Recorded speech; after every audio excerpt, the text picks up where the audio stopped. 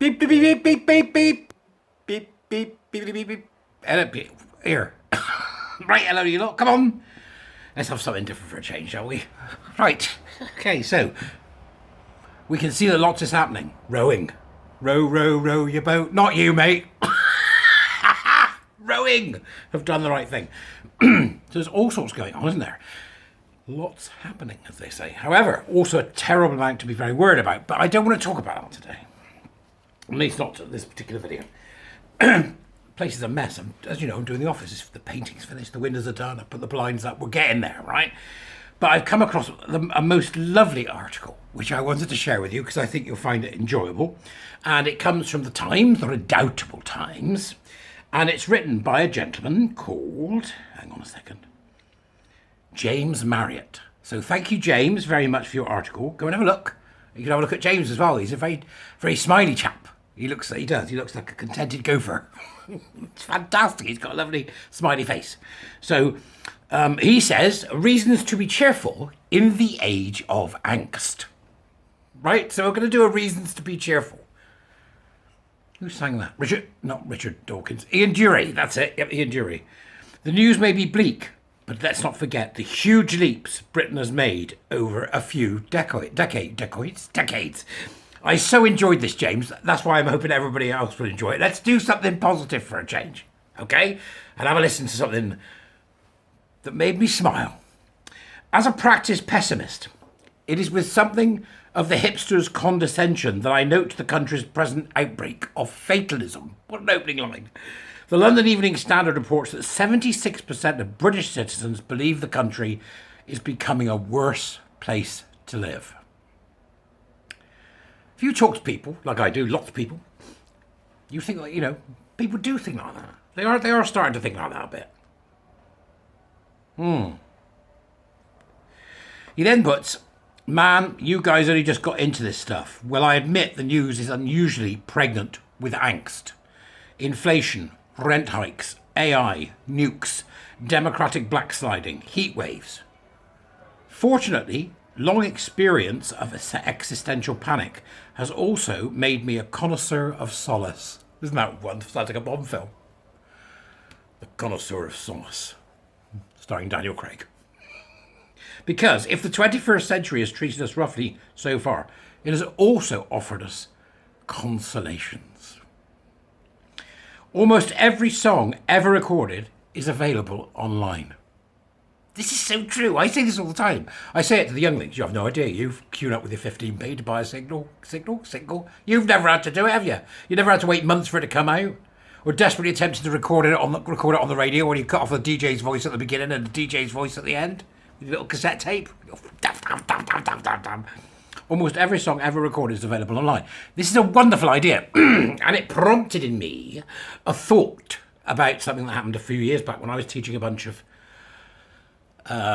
15 to 16-year-old kids, leaving school kids, at university, they'd asked me to go in and talk to these kids at lunchtime about certain things, just teach them some stuff, And so I was in this room with these kids who are all going to be engineers, very exciting bunch, from Silver Spoon right through to, roughest houses, right? So really great young people. And I used to DJ years ago, and one of the university lecturers said to one of the nippers, "Your bar is a DJ." So come lunchtime, they went, "Go on, put some music on." I went, "Oh, who told you? Him over there." "Right, I'll deal with you later," right? "Who told you?" So I did. So I started setting up, and I got my little speaker set up, and I said, "Right, what do you want to hear?" And this kid at the back shouted out, "Earth, Wind and Fire." And I nearly fell off my chair. And we had Bob Dylan. What else did they shout out? Bob Dylan, Earth, Wind and Fire, Electric Light Orchestra, Joni Mitchell, Kate Bush. I was like, "How do you know about all this?" And they said, "Well, when you listen to one, it comes up and tells you what the other is." There's something wonderful about that. Right, because it also tells us that the good stuff floats. The good stuff floats. Anyway, I thought that was very good. We like that. Almost every song recorded is available online. Instantly, the massive superabundance of music is a miracle not much more than a decade old. Surely we're not jaded about this yet. Some days I can find that, quite by accident, I have listened to music recorded in every one of the past 7 decades. It's wonderful. I am not unusually omnivorous. The aggregate benefit to human joy and human curiosity must be incalculable. It's true. What he's saying is true. It's a wonderful, true thing. On the same note, the internet is effectively a free university. When I spoke to Dominic Sandbrook about the decline of humanities degrees, the historian suggested that part of the issue was that there was so much free education online. Try Kenneth Clark's Civilization, John Berger's Ways of Seeing, Robert Hughes' The Shock of the New, and Leonard Bernstein's Norton Lectures. Or pick from every classic novel and poem published in the 19th century. They're all free. Almost everybody had a camera of extraordinary quality in their pocket, has a camera of extraordinary quality in their pockets. We have more good pictures of the people we love than ever before in history. The average cup of coffee has probably improved as much in the past 25 years as in the previous century. Espressos are mainstream. Instant coffee loses market share every year. And he's put in brackets, good riddance, close brackets. And things are better everywhere.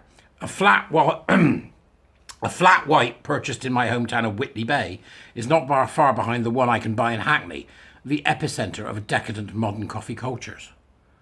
When I left Whitley Bay 10 years ago, nobody, including me, knew what a flat white was. Dress standards are becoming ever more casual. Fewer people are strangled by ties or pinched by waistbands. I've never understood what ties. Why would you put a noose around your neck that points at your knob? I don't get it. Fewer people are strangled by ties or pinched by waistbands. Trainers are on their way to become acceptable workwear. Has any society been as comfortably dressed as ours? It's just fab, isn't it? Oh, I like him. I'm going to go to Whitby Bay and stalk him, I think. Can you get Scampy there? Right, about 20 years ago, many were predicting that the internet would kill bookshops. It made them better. For this, we have the visionary Waterton CEO James Daunt to thank. He saw that in the age of Amazon, a bookshop does not need to be a comprehensive warehouse. I recall the unlovely vastness of the Border store in the Silverlink retail park on Tyneside. But a destination somewhere with a cafe, tasteful lighting, smart interior design. We are all richer for that insight. We are a tolerant country. Public acceptance of gay marriage stands at 78%, up from 57% 10 years ago. A survey this year found that just 2% of British citizens said they would object to living next door to someone of a different race. Only Sweden and Brazil did better. For contrast, this figure was 12% in Italy and 24% in Greece. Lunch is better. The revolution in British haute cuisine, dating back to the 1990s, has been exhaustively lauded, but more widely felt is the ubiquity of a decent lunch. Pret-a-manger went from about 50 shops in 1998 to 400 by 2017. Then add Lyon, launched in 2004, and Pure in 2009, office workers eat well. We are trusting people. 84% of British citizens trust their neighbours. Only 3 countries record higher levels of trust on this metric. Reasons to be cheerful. Thanks to Google Maps, our experience of cities, in particular foreign cities, is wider than it has ever been. The inhabiting fear of getting lost has been banished, and the average tourist has something more like an expert's perspective on a city, its shortcuts, restaurants, and overlooked neighbourhoods. In the UK, support for democracy has risen from 76% in 1999 to 90% last year. As my colleague Tumua Owolade says, this is not America. A new drug, Ozempic, appears to offer a cure for obesity, one of our biggest and most expensive public health emergencies. What? A new drug, let me get a pen. Ozempic. Make a note, call doctor. Thank you. Right. Imagine that, a pill that cures obesity. We're an extraordinary thing, aren't we, us humans? Podcasting is a genuinely new entertainment medium. It's more than that, I think. I think it's a Gutenberg revolution. So does a few other people, Jordan Peterson included. Perhaps we're not ready to say art form yet, and the first to capture the intimacy and serendipity of human conversation. I love that.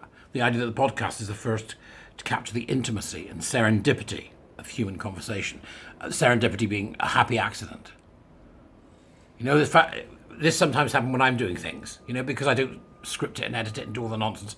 I just speak. Sometimes you get good bits. Sometimes you go, oh God, I'm gonna have to start again. And then sometimes you go, oh, that came to me out of nowhere. The serendipity of human conversation. What a wonderful line. Podcasts have revealed a public appetite for knowledge. Dominic Sandbrook and Tom Holland's erudite show The Rest is History is one of the most popular in the country. Televisions are enormous. Normal people, not just millionaires, can have something a bit like a miniature cinema. And for not much money, thanks to technological advances, huge TVs have, to quote The Atlantic, got so much cheaper that it defies basic logic. Podcasts, music, language learning, apps, big TVs, online chess, boredom has been effectively abolished. It's fashionable to sentimentalise over the old-fashioned virtues of doing nothing, but I am unpersuaded that boredom is our natural state. Were our hunter-gatherer ancestors bored, I hold it just as likely that monotony was an invention of industrial civilization. I agree the news is bad, but at least we live in a tolerant, trusting and democratic country with improving coffee, good bookshops, big TVs, and nice lunches. It's something. I want to marry this man. Thank you very much, James. That's an absolutely smashing article that I think everybody should read.